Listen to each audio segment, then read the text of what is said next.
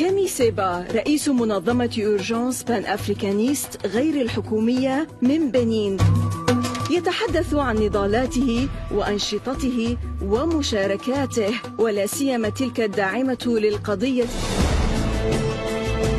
ويسلط الضوء على حال القارة الأفريقية والشباب الأفريقي اليوم. وهل تسير أفريقيا الأم في ركب العالم المتعدد الأقطاب؟ Allow me to ask you here, your political activism, Kemi, has earned you a large swath of popularity among the French-speaking African youth who consider you as a rock-solid defender of African sovereignty and have responded to your protest calls to protest.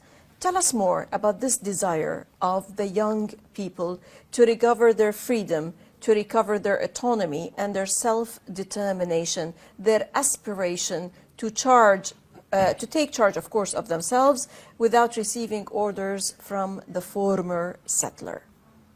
Il faut savoir qu'il y a un réveil qui peut paraître brutal ces dernières années de la jeunesse africaine, mais qui est le fruit d'un long processus. Il faut comprendre que depuis la période des prétendues, des pseudo-indépendances des années 60 au XXe siècle, où on a fait croire que les pays africains devenaient libres alors qu'en réalité, dans la partie francophone, ils ne l'étaient absolument pas, la France a simplement changé son mode opératoire de domination, l'élite française, de telle sorte que les ressources minières africaines continuaient à être pillées, les présidents africains, pour la plupart, continuaient à être nommés par l'élite française, ceux qui n'étaient pas nommés par l'élite française étaient diabolisés, combattus par le gouvernement français. Et pendant des années, la France, tout en pillant. Quand je dis la France, très important que je précise que je parle de l'élite française, pas du bas peuple, qui lui aussi, le prolétariat français, souffre et a ses problèmes. Mais l'élite française, tout en continuant à piller, s'est présentée comme l'ami, soi-disant, des Africains. Donc, c'était à la fois le gardien de la prison et à la fois celui qui se présentait comme le meilleur ami des prisonniers. Alors qu'en réalité, il était responsable de l'incarcération de ces prisonniers-là. Et donc, c'est au début des années 2000 qu'il y a eu cette prise de conscience généralisée qui était que, mais on nous fait croire que nous sommes libres, que nous sommes indépendants, on nous donne le sport, la musique pour nous distraire, mais dans le même temps, nos pays sont riches, mais nous sommes toujours pauvres. Nos pays sont très riches en matières premières, mais on nous dit qu'on est les derniers de l'humanité.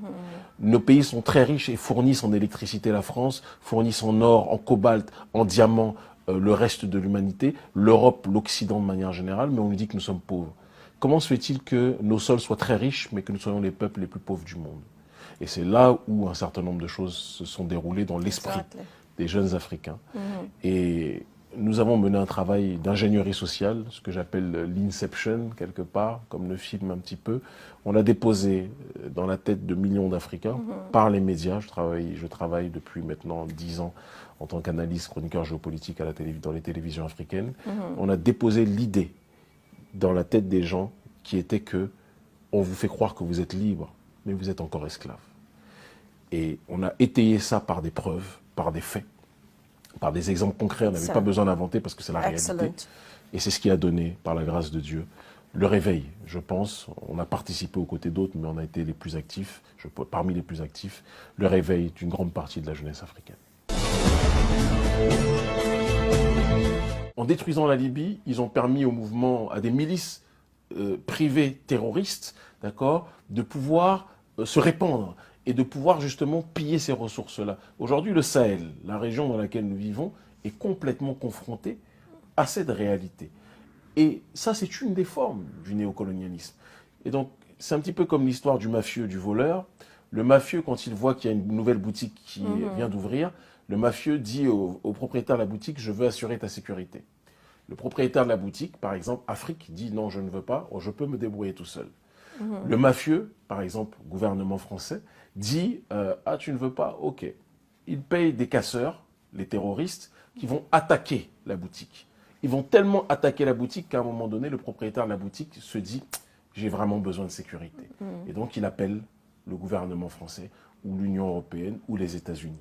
Et c'est ce qui se passe. C'est-à-dire que les terroristes servent quelque part d'arme de pression pour imposer aux dirigeants corrompus africains de demander de l'aide et la protection Exact. sécuritaire aux pays occidentaux. Donc c'est un processus colonial et c'est contre ça que notre organisation révolutionnaire Urgence panafricaniste milite évidemment.